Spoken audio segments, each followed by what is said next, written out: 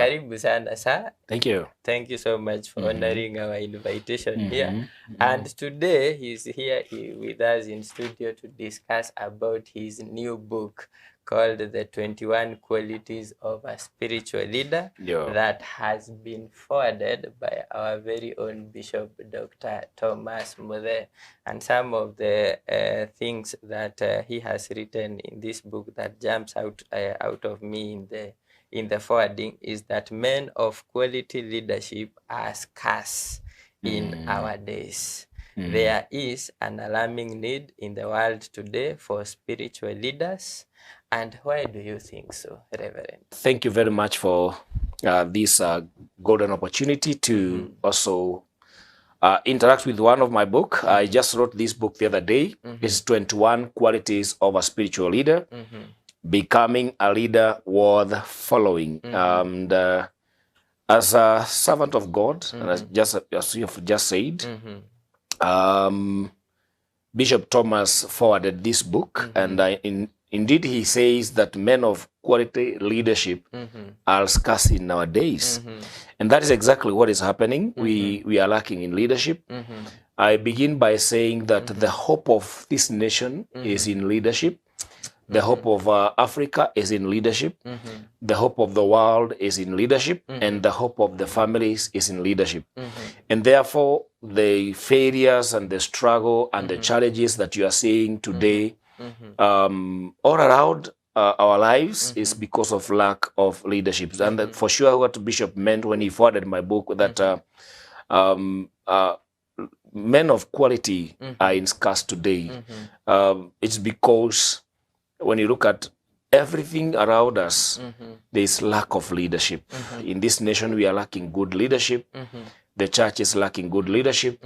And this is why we are having so many challenges. If you look at Africa, we are the richest continent, but we are lacking in leadership. And that is where the whole problem is coming from. So, and today, I would like to share about what leadership is not, because I think one of the biggest challenge that people don't understand leadership, and those who seem to understand it don't understand it correctly. Leadership is a subject that people have really studied so much, but they understand it little. Many people want leadership positions, but they don't possess leadership. Leadership is something everybody is trying to talk about, but not everybody is trying to exemplify leadership in their lives. And today, in my first chapter, I have begun by discussing what leadership is not. We always say a good teacher always begins by saying what something is not before you say what it is. Because sometimes when you just teach what it is, you may add on top of many other things that people think something is. So we're going to begin by looking at what leadership is not. And I think that is enough for today for our viewers and every person who is listening to us. Because when you have wrong understanding of leadership, you cannot lead leadership properly. We normally say when the meaning of something is not clearly understood, abuse is inevitable. And therefore, one of the areas that people are lacking leadership is rather lacking understanding is in what leadership is not. So number one, leadership is not seniority or a position. And you can have a position, but you don't have leadership. You can be a manager, you can be a supervisor, you can be a pastor, you can be a boss, you can be a director, but you completely lack leadership, because leadership is not about position. Many people think that when you get a position is when you become a leader. That is not the case. You are a leader even when you don't have a position. I have seen very excellent leaders who doesn't have positions, but they are very excellent. Good team leaders who doesn't have any kind of positions. And that's why I discussed this in page 5, that it's not possible to completely see that when you have a position, you will definitely have leadership. John Maxwell says that position is the lowest level of leadership. Because it's actually the entry point. When you get a position, you have entered into leadership. So it's the lowest. And therefore doesn't make one to be really a leader.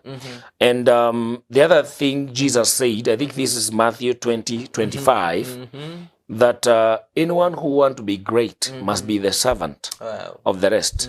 So if you want to be a great leader, you must be a servant. Servant first.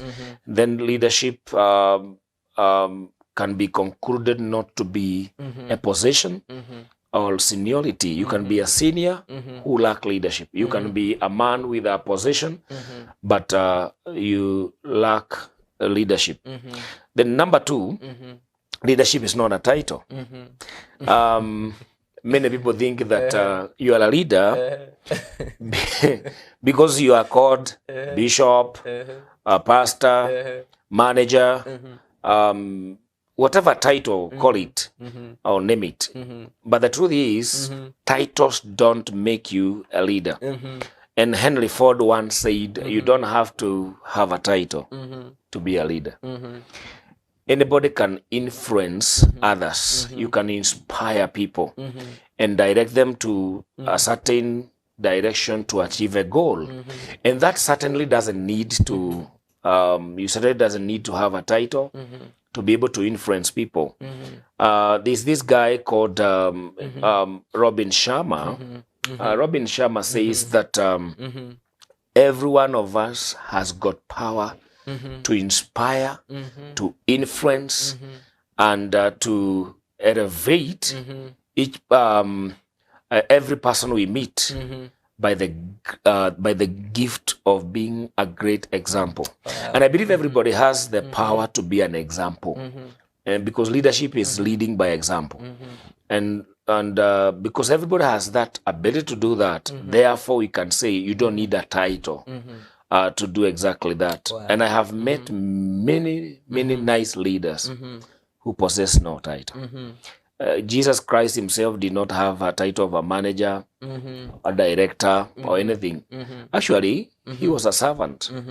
But we all know he is the greatest leader ever lived without a title. A man who had no title, but he led well. And number three is that leadership is not genetic. Leadership is not genetic. It is not something you're born with. I hear people every now and then saying leaders are born, others say leaders are made. But the truth is, yes, you may be born with some traits of leadership in you, but they need to be developed. Those leadership traits need to be nurtured. And therefore we can say it is almost a myth to say that good leaders are born. I would say good leaders are made.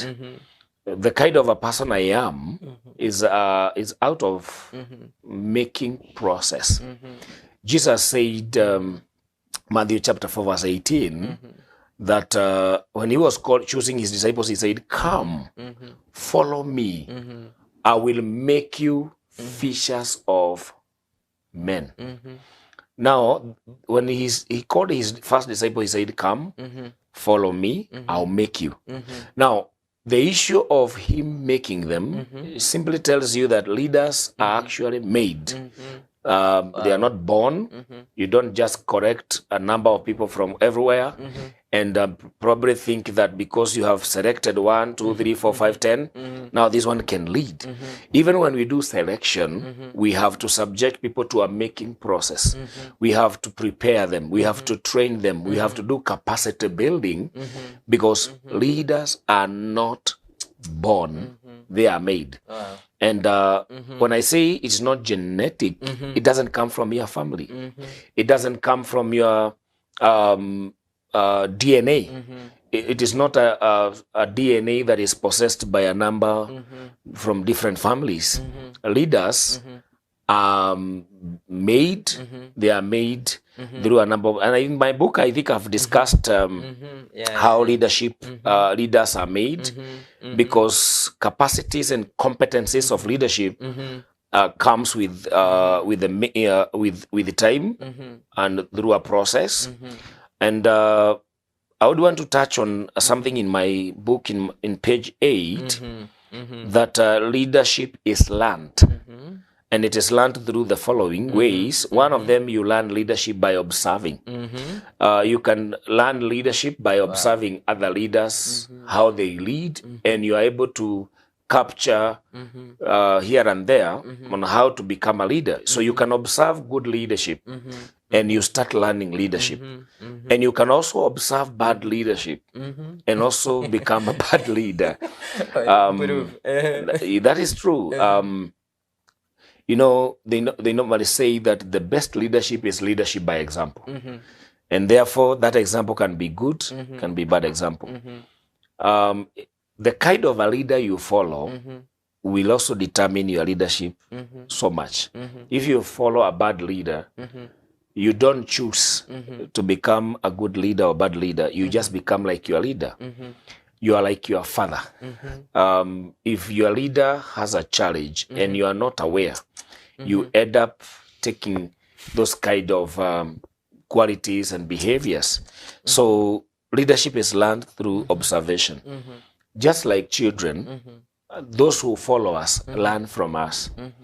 And sometimes we teach leadership without talking. You just behave, you just act, you just talk, you just move, have your lifestyle, and remember, people who follow you are watching. And I want to tell everybody who is listening to us that when we wake up every day, remember that as a leader, people are watching you, following you, and they are going to learn to be like you, whether you like it or not. So it's leadership by imitation. People learn leadership through observation. Number 2 is experience. The other way leaders are made, they are made through experience. And this is when you give people an opportunity to experience leadership. We normally say that through difficulty, challenges, and struggles of leadership, you learn to lead. It's really never a good thing, but it's the best thing. Because when you have an opportunity, experience teaches you leadership. Sometimes these experiences are very painful. Some of the leadership qualities I possess today, probably I didn't have them 5 years, 5 years ago. The challenges I've gone through in the ministry, the challenges I've gone through in my workplace, the challenges I've gone through in my relationships, the challenges I've gone through in my marriage, my family, they have not left me without lessons on how to be a good leader. You learn what to do and what not to do many times by experience. And experience really takes you to a school where your foolishness becomes the source of your wisdom. So you act foolishly, you learn how not to do things as you go. So leadership can be learned by experience. And then the other thing, number 3, I've also talked about formal training. You can learn leadership in class. You can learn leadership in school. I personally have attended a number of schools to just learn leadership. And I think this has been my passion. Anywhere there is a seminar on leadership, I want to attend. Any book on leadership I want to read. I think I have more books on leadership than suits. I have more books on leadership than clothes. And one of the reasons why I buy books on every day, reading books on leadership, is because I realize I don't have to learn everything by experience. Sometimes you just need to go to school. Sometimes you go to school through the books written by other people on leadership. And then the fourth one is on the job training, or rather on the job mentorship. You can learn leadership by practicing leadership with a mentor. A mentor keep on evaluating your experience. What I mean here is that your mentor is able to help you as you do the job. You are leading, but you're also being mentored. we call this on the job mentoring. I allow people to become leaders, but we mentor them. This is what I've done in our church to help people even learn to preach, learn to lead. Most of the pastors who preach on the altar, sometimes we prepare the sermon together. Wow. And then they preach, then we discuss about that sermon. And that way, it's on the job mentoring, because they're able to do it. Then we can discuss about it. Then they can do it again. And eventually you realize they perfect the skill. They perfect their abilities on how to deliver powerful sermons. It's on the job mentoring. And then we have the other way people can learn leadership is trial and error.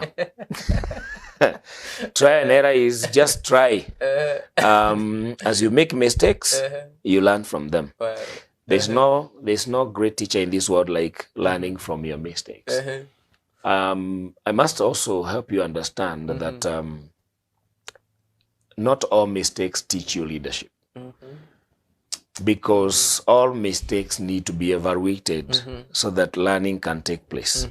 So we try, we fail, trial and error. And as you keep on trying, as you keep on struggling, you'll finally end up becoming becoming a leader, because through trial and error, mistakes, learning, discovery, self-discovery, self-awareness is coming out clearly. And then divine enablement is number 6, is divine enablement. There are times leadership is taught by God and the Holy Spirit. Sometimes God can just empower you, because leadership is also a gift. There's also a grace, a level of grace that God gives to his children to lead. So you can have leadership grace, and you can have leadership gift, and you can also be empowered by the Holy Spirit to do what you have never done before. This is the case with Solomon. You remember when David was really crying that God, my son cannot build your temple. But God said, I'll help him. He does that. He gives people wisdom. But I must also say, this does not always happen. If leadership is all about from receiving from God, then I think all leaders could be doing very well. But this occasionally God chooses whom to empower. He chooses whom to give leadership. He chooses whom to use in which way. Number 4, we've been talking about what leadership is not. And number 4, leadership is not educational degrees. You know, there are people when they finish their diplomas, now I want to be a pastor. Wow. They finish their diploma, now I'm looking for a position of a manager. You can have all those diploma, degrees, PhDs, masters, and still lack leadership. And the funniest thing, the opposite is also important, that you can also lack any kind of educational papers, but still possess leadership. Wow. So leadership is not about the level of education, because even those who have been to school sometimes lack leadership, and those who have never been into school sometimes do possess leadership. Wow. And therefore, what I normally say, education does not make you a leader. You may become educated, but you may not become a leader because you have been in school. Actually, one of the things that shocks me is how the more you learn, the more life is not making sense. You see someone who was making a lot of sense when they had diplomas and degrees. As they progress master's degree to PhD, leadership is, things are not making sense. They are not able to touch life with the realities, with the realities that is coming with it. It's really becoming challenging.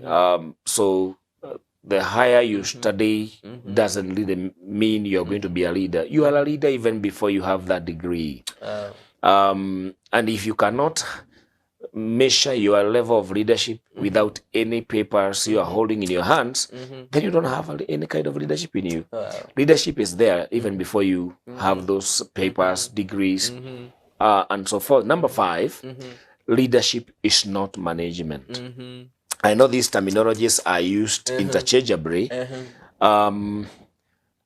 Sometimes you see in management, you exercise power and control.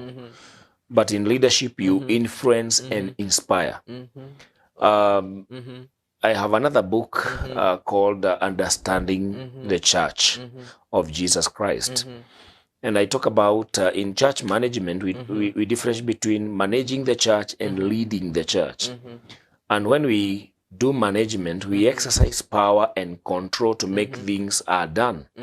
But when we talk about leadership, is when the leader is able to inspire, to influence, to show the way and be the first to walk the way.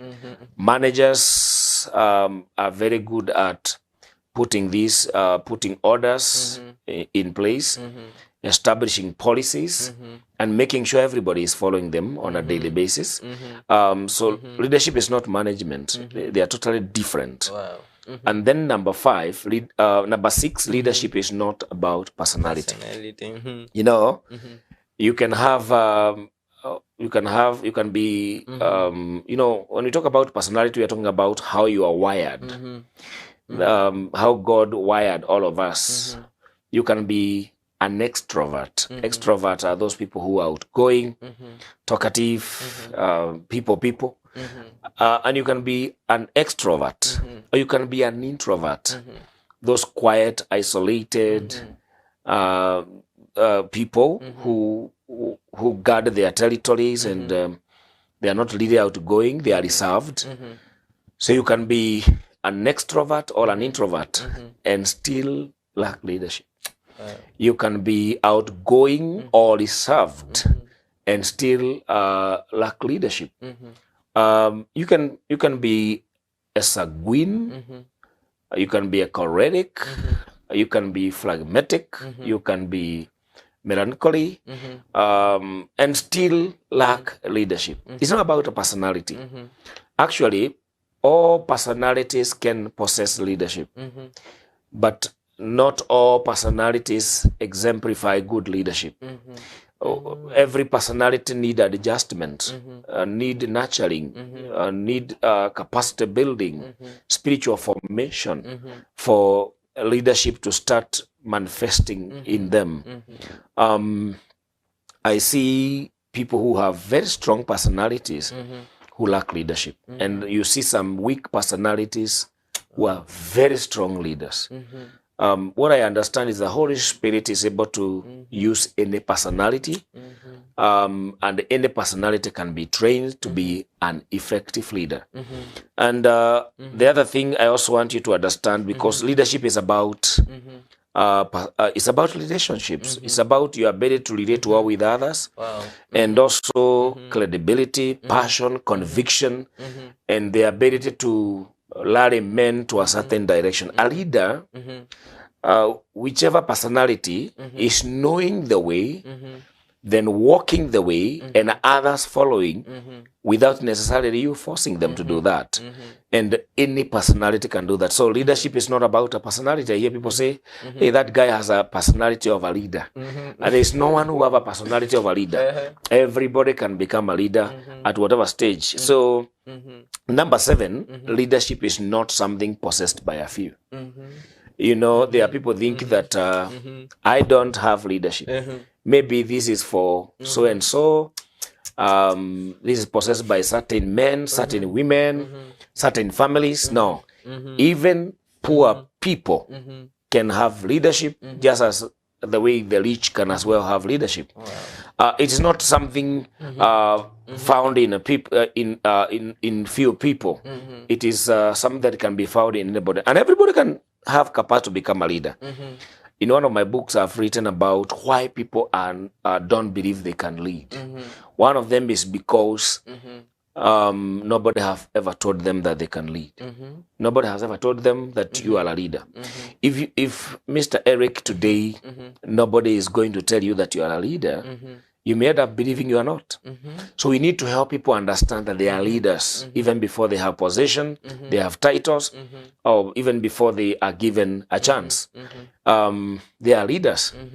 one of the reasons why people don't believe they are leaders is because nobody have ever told them that they are leaders. Number two, why people don't believe they are leaders is because they have been told so many times they are not. For every one you can, you hear 7 you can't. When you get out of this door and go out there, you hear a lot of you can't. You can't. For everyone you can, you hear 7 you can't. And that is why people are not able to get out and do much, because from their childhood, from their family, a lot of you can't. From then they go to their primary school, to their secondary school, to their colleges, to their church, and in the society. People like telling each other, I don't think you can do that. Do you think you can do that? So many people don't believe they are leaders because they have been told so many you can't. And the moment that you can't get into the systems of your brain, you lose it. Then the third reason and the last one why people don't believe they are leaders is because nobody has ever given them a chance to lead. I believe sometimes people need to be tested, give them a chance, let them prove themselves otherwise. Nobody has given them a chance. And maybe I could say even the fourth one, that even when they become leaders, nobody have gotten a chance to tell them that they have leadership. And nobody has given them a chance to do leadership, and nobody has trained them to be leaders. So it is not something possessed by a few, right? If it's not something possessed by a few, therefore we can conclude and say leaders are not born, they are made. So anybody can be made. And leadership can be learned like any other skill. We can as well say not the reason why we don't have leaders is because not everybody wants to learn leadership. And not everybody who learn leadership understand it. I know there are so many people learning it, but very few people are understanding leadership. So it's not something possessed by a few. It's something that can be possessed by anybody, as long as you have a chance, exposure to learn leadership, exercise leadership, and you're also getting a chance to be mentored into leadership. And becoming a leader is a process. And don't think many people are willing to pay the price of becoming a leader. When Jesus said, come, follow me, I'll make you. That making process, I don't think many people are ready to undergo through the process. God is also called the refiner, the refiner, Jehovah refiner. He's the one who refines people to become what you want. I compare leadership to a potter's house. God is making us what he wants us to become. And many people don't want to pay the price of becoming. They don't want to persevere through the process. And that's why people think leadership is something possessed by a few. And lastly, leadership is not something you become with age. People think that because I'm young, I don't qualify to be a leader. And sometimes age comes alone. Age is just coming alone. You celebrate every birthday, but leadership is not coming with age. Leadership is not coming with age. And there's this man in the Bible, Elihu. Elihu was one of the youngest friends of Job. After listening to these elderly friends, he says in Job 32 verse 9, it is not the old who are wise, nor the aged who understand what is right. So you can be growing older and older every day, becoming, rather you are progressing in your years, but you are not coming with your leadership as you go.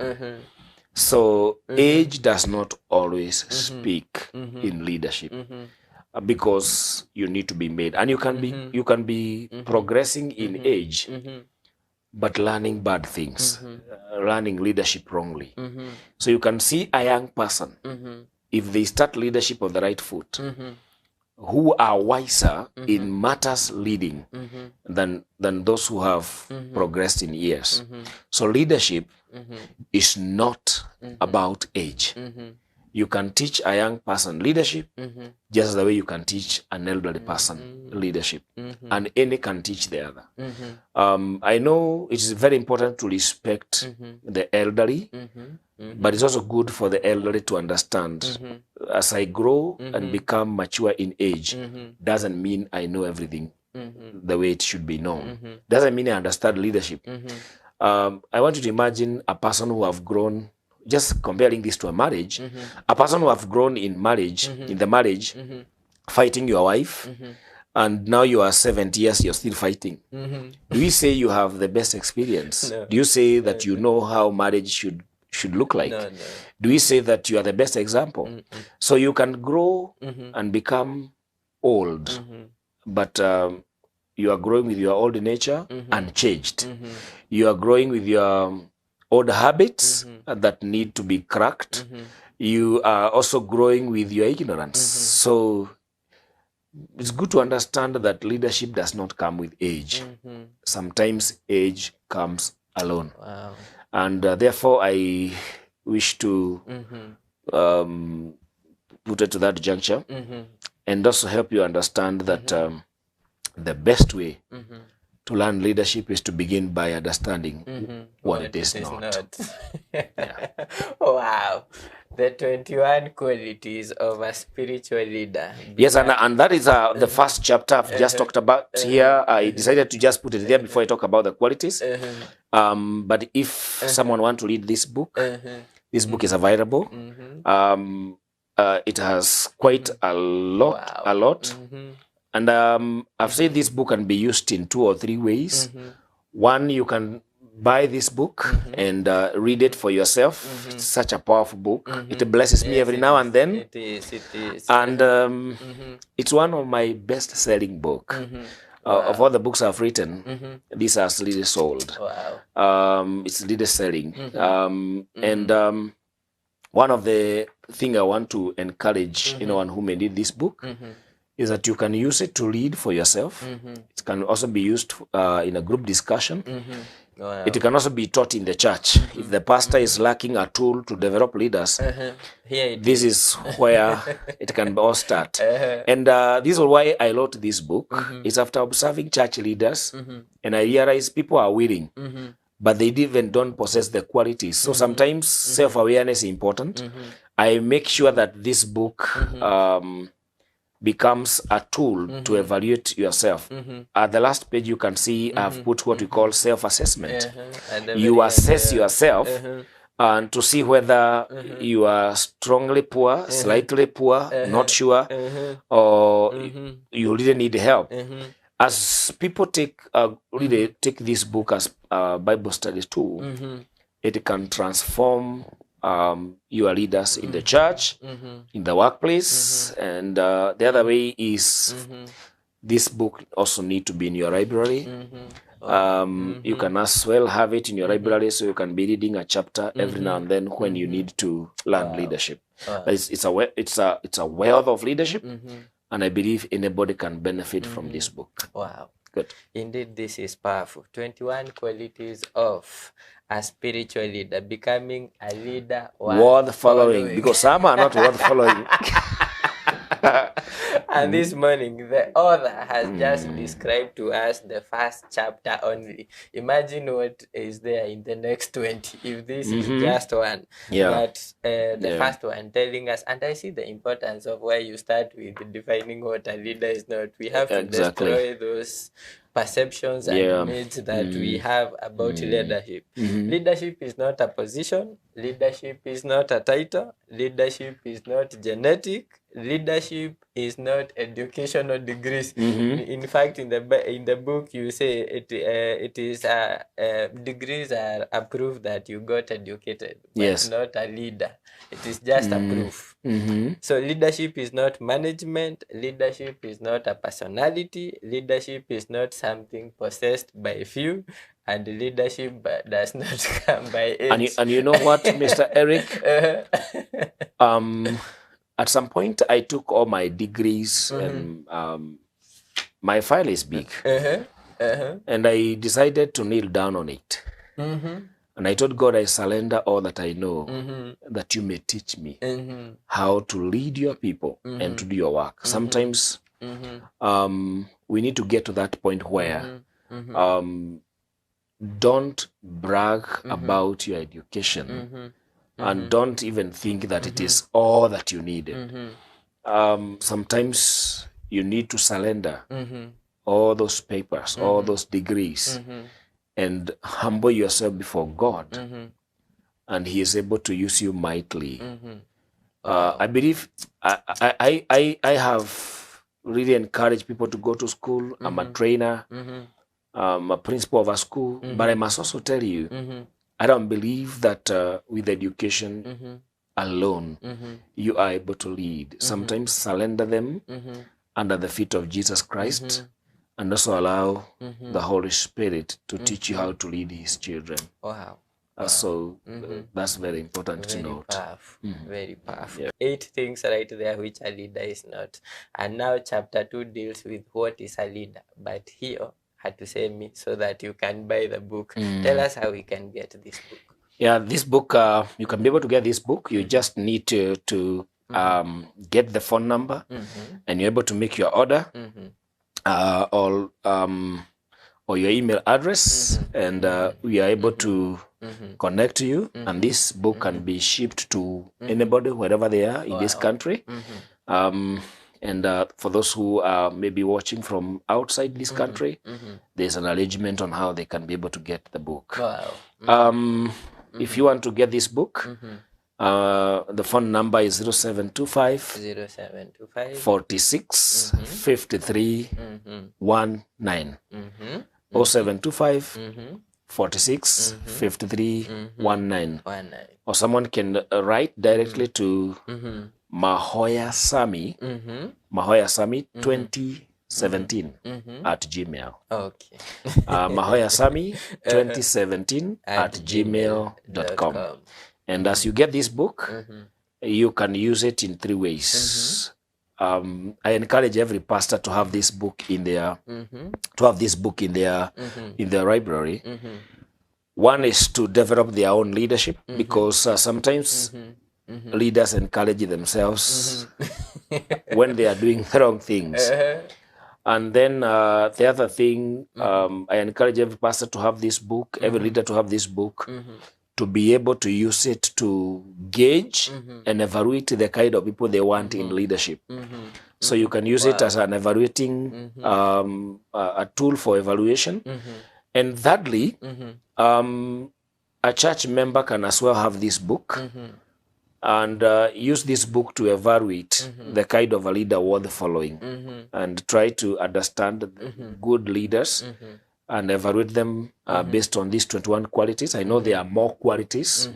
I think I almost thought of writing another volume on leadership qualities, because I realized I left out so much to be desired in leadership.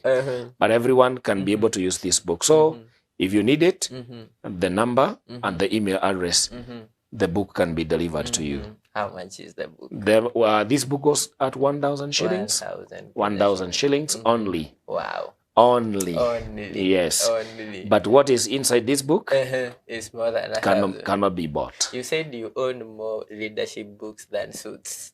I have so many books than suits. If you are a leader and you have more suits than books, you have a problem. Because if you are not reading, you cannot effectively lead. And when they say when you stop reading, stop leading. Wow. So right there is a lot of wealth in books. you have to make that sacrifice. It's just 1,000 Kenya shillings. Just 1,000 shillings. I think I have bought books worth, maybe I could have spent over 1,000,000 shillings with books. I don't know, because I started buying books many years ago. The electronic books, I think I have over 2,000 books. The print copies, I can't count. There are so many of them. And every day, I bless myself with reading a chapter. And anytime I am paid my salary, the only way I pay back to myself is buying a book that can help me become a better leader. Wow. So it's not good to be a leader who does not read. It's very, very dangerous. You need to cross-fertilize your mind with knowledge, wisdom. That's very important, and it helps a lot. Wow. Good. Call now 0725 46 53 19. Exactly. 0725 46 53 19. Or send an email to Mahoya Sami 2017 at gmail.com. And you get this book for 1,000 Kenya shillings. Just 1,000 Kenya shillings. If you are a reader in this nation, get this book. It's going to bless you. It's a powerful book. For churches, it is based on the spiritual principles of the Word of God right there. The examples, I've read the book. It is based on biblical principles. This is going to be a blessing in your whole life forever. Reverend, give us some closing remarks on this, because we are lacking leadership in our nation and in our churches, please. My closing remark is to tell the viewers that the hope of every institution is leadership. The hope of any company is in its leadership. The hope of every family is in its leadership. If you have a bad leader as a husband, that family is going nowhere. The hope of a church is in its leadership. If the church doesn't have good leadership, it is going nowhere. The hope of Africa is in good leadership. And the hope of this world is in good leaders. Without good leadership, nothing good comes out of anything. So I conclude by telling every person listening to me, let's try and become good leaders. That is where our hope comes from. Wow. Good. Wow. Let us accept the grace of becoming. One thing that has blessed my life this morning is knowing that all of us have the potential of being leaders. It does not belong to a particular personality of people, education, or background, or DNA. It is just by you subjecting yourself to the grace of becoming. You yourself making that decision. Start by making a decision to buy the book. Everybody's a leader. Start here, and you'll understand leadership. And as we face the day, you are a leader. You are a leader. Be blessed as you venture into that. Our special appreciation. Tunashukuru Mungu sana because of the gift and for the ability and for the grace. Indeed, the amount of wealth that He has poured over your life, and you are effecting it on the body of Christ. Somewhere in the forward by our Bishop Dr. Thomas Mother, he says that your knowledge in the leadership has benefited us a lot. The Word of Faith Church, and I'm a beneficiary of that also. I've been through your training, and we thank God because of that. Thank you so much for coming. Thank you.